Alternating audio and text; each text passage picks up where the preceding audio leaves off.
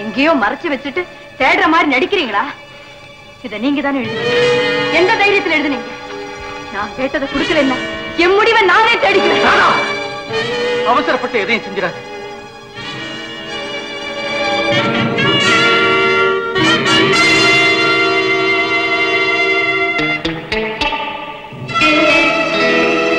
அதை நான் எப்படியாவது கொண்டு வந்து கொடுத்துருக்கேன்.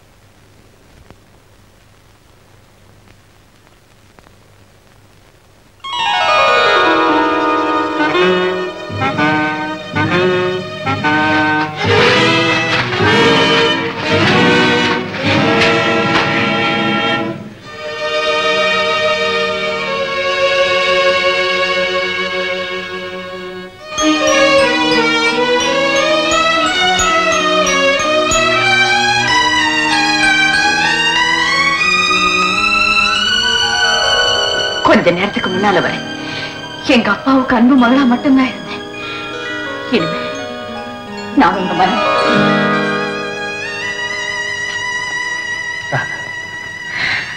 ஏறாத அதான் நீ கேட்டதை நான் கொண்டு வந்து கொடுத்தேன். ஆமா, நம்ம வாழ்க்கை தொடங்கிறதுக்கு முன்னால இன்னொரு விஷயத்தையும் சொல்லிடுறேன். என்னது? ஒரு காலத்துல நானும் சேகரும் காதலர்கள். காதலினா மனம் விட்டு பழகினோம். வேண்டாத கற்பனையெல்லாம் செய்துகிட்டு வாய் விட்டு பேசணும். இதை தவிர வேற எந்த தவறையும் நாங்க மனசார கூட நினைச்சது. ராதா, இப்ப எதுக்கு அந்த பழைய கதை? மத்தவங்க நினைப்பு மனசுல வச்சுக்கிட்டு கொண்டவரோட வாழ்ந்துகிட்டு இருந்தா கணவனுக்கும் கடவுளுக்கும் துரோகம் செஞ்சவளாயிடுவேன். அப்போ நீ சேகரம் மறந்துட்டியா? மறந்துட்டேன். நல்லவராய் இருந்த சேகரை நான் எப்பவோ மறந்துட்டேன். கொள்ளக்கார சேகர் இன்னும் கொஞ்ச நாள்ல நான் மறந்துடுவேன். சந்தோஷம்.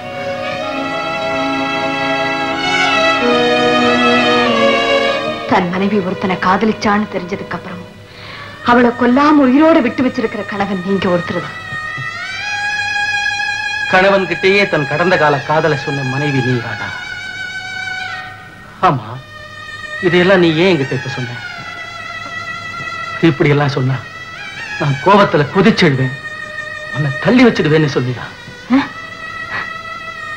இல்ல, தான் கொலை செய்த ரகசியத்தை கூட ஒரு மனைவி தன் கணவன் கிட்ட சொல்லிடுவான். ஆனா தான் காதலிச்ச ரகசியத்தை மட்டும் சொல்லவே மாட்டான். நான் சொன்னது உங்க அப்பாவுக்கு செய்த தியாகமா நினைச்சு தாலி கட்ட கழுத்தை நீட்டிட்டு இப்படி எல்லாம் சொன்னா நாம 2 பேரும் சேர்ந்து வாழ முடியாத நிலைமை உண்டாயிடும்னு நினைக்கிறேன் இல்லையா? கடவுளுக்கு துரோகம் செய்யக்கூடாதுன்னு சொன்னீங்க. அந்த கடவுள் மேல ஆணையா கேட்கிறேன், உன்னால என்ன மனப்பூர்வமா காதலிக்க முடியுமா? சேகரன் எவ்வளவோ அன்போட பார்த்திருப்ப. அந்த அன்புல 1000ல் ஒரு பங்கையாவது உன் பார்வையில காட்ட முடியுமா? என் முகத்தை பார்த்து சொல்லுறாதா? முயற்சிக்கிறேன், என்னால முடியும். கொஞ்ச நாள் எல்லாமே முடிஞ்சிடும். ராதா, கல்யாண சடங்கு நம்ம கைகளைத்தான் ஒண்ணு சேர்த்திருக்கு, உள்ளங்களை ஒண்ணு சேர்க்கல. என்னைக்கு நீ என்ன காதலோட பார்க்கிறியோ அன்னைக்கு நாம 2 பேரும் ஒன்னா சேர்ந்து வாழலாம்.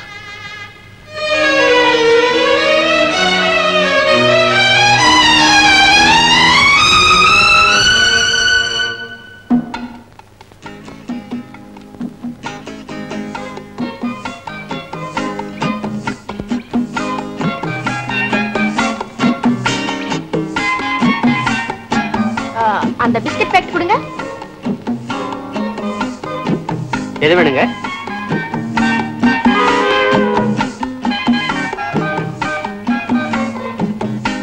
போதும்.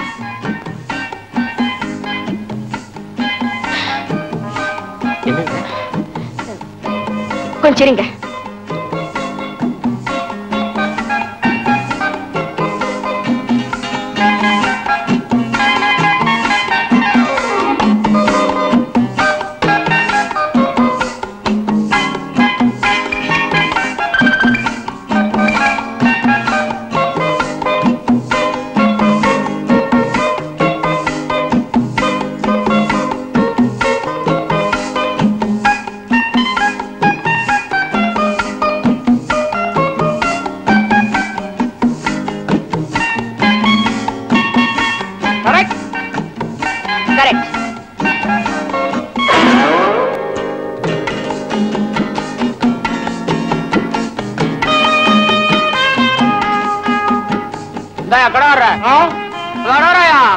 நீ குடியா, ஒரு பாண்டா குடு, ஒரு புகவாலா குடு, ஆரஞ்சு குடு, சோடா குடு.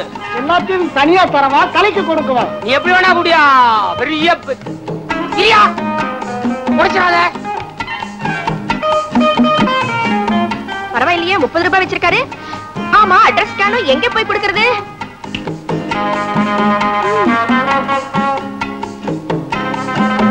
கரெக்டா?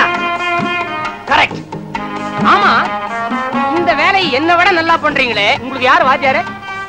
Shut up. அன்னைக்கு என்னமா பெரிய யோக்கியமா பேசுறீங்களே, ஏன் இந்த பொழப்பு? முட்டை பொழப்பு தான். உங்களோட பேசுறதுக்காக ஒரு ட்ரிக் பண்ணேன். பேசியாச்சுல, அப்ப நான் புறப்படுறேன். மேடம், எங்க போறீங்க? நானும் வரேன். எதுக்கு? திருடுறதுக்கா? உங்களுக்கு பிடிக்கல இல்ல இந்த வேலையை நான் உடனே வேற ஏதாவது வேலை வாங்கிட்டாங்களே. முதலாளியை கேட்டுட்டு சொல்றேன், அப்புறமா ஒரு வீட்டுக்கு வாங்க. அப்படியா? முதலாளியை பாக்குறனோ இல்லையோ, இந்த சாக்குல உங்களை நிச்சயமா பாப்பேன். சின்னம்மாவை பெரியம்மா பெத்தெடுக்க ஆஸ்பத்திரி போயிருக்கும் போது அங்கேயும் இப்படித்தான் எஜமா வேகமா நடந்தாரு.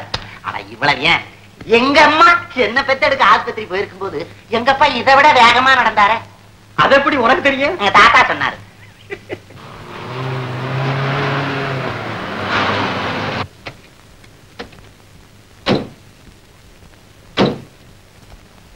அதோ என் மகன் வந்தாச்சு. மகன் மட்டும் இல்ல முதலாளி, மருமகன் தான் சேர்ந்து வர்றாரு. ஆமா ஆமா, வாமா வாங்க தம்பி. வாங்க ஐயா, வாங்கம்மா. வணக்கம். வாங்கம்மா வாங்கம்மா. சின்னம்மா, சின்ன முதலாளி, இப்பதான் இருண்ட வீட்டுக்கு விளக்கு வந்த மாதிரி இருக்கு. ஐயா, நான் போய் டிபன் தயார் பண்றேன். இப்போ உங்க நான் 2 பேரையும் வர சொன்னதுக்கு காரணமே உங்க ஹனிமூனுக்காக ஒரு திட்டம் வகுக்கிறது தான். முதலாளி, டிக்கெட் எடுத்து கையில விடுங்க, திட்டத்தை அவங்க வகுத்துக்குறாங்க, நாம ஏன்? அம்மா இறையா தம்பி, நான் உயிரோடு இருக்கிறது உங்க 2 பேரையும் சந்தோஷமா பாக்குறது தான். நீங்க எஸ்டேட்டுக்கு வந்துட்டீங்கன்னா இந்த பொறுப்பெல்லாம் உங்ககிட்ட ஒப்படைச்சிட்டு நான் நிம்மதியா இருந்துருவேன். எதுக்கும் கொஞ்ச நாள் போகட்டும். சரின்னு சொல்லுங்க. சரி அப்பா, இப்பதாமா மனசுக்கு ரொம்ப நிம்மதியா இருக்கு. போய் கனசாமி வாயா, பிரயாணத்துக்கு வேண்டிய பாட்டெல்லாம் கலந்துப்போம். ராமையா. ஏறாதா, உங்க அப்பாவுக்கு முன்னால இந்த ஒரு நாளைக்கு மட்டும் அன்பான தம்பதிகளை போல நடிக்கலாம்னு சொன்னேன். இப்போ உங்க அப்பா சொல்லிட்டு போறத பார்த்தா இன்னும் கொஞ்ச நாளைக்கு நடிப்போமே. நாம பிரிஞ்சு வாழ்க்கை நடத்துறது நம்ம 2 பேருக்கு மட்டும் தெரிஞ்சா பாரு, வேற யாருக்கும் தெரிய வேண்டாம். ஹாய் பாலு. ஜம்பு, நீ எங்கடா இங்க? நான் ஒரு அயோக்கியரை பத்தி சொல்லிக்கிட்டு இருந்தேன். அவன் இந்த வீட்டுல தான்டா இருக்கிறான். நீ சொல்ற அத்தனை யோகிதாம்சங்கள் இருக்கிற ஆள் இருக்கிற வீடு இதுதான்டா. ஆனா வீடு தான்டா இங்க இருக்கு, ஆள் இல்லடா. அவன் கல்யாணத்தை கட்டிக்கிட்டு ஹனிமூனுக்கு எஸ்டேட்டுக்கு புட்டுக்கிட்டான்டா. அவன் எப்படிடா கல்யாணம் செய்துக்கிட்டான்? ஐயரை வச்சுதான் கிடைச்சார. அவனை நான் கவனிச்சுக்கிறேன்டா. ஐயரியா? இல்ல, அவன என்னடா சிரிக்கிற? வில்லன்னா சிரிக்க வேண்டாமா? நீ செய்யல, அதை நான் செய்யறேன்டா. ஆமா, உனக்கு ஏன்டா அவன் மேல அவ்வளவு வெறுப்பு? அவன் என் தங்கச்சிக்கு பெரிய கொடுமை செய்துட்டான்டா. உன் தங்கச்சி? அப்போ உனக்கு தங்கச்சி இல்ல, போடா.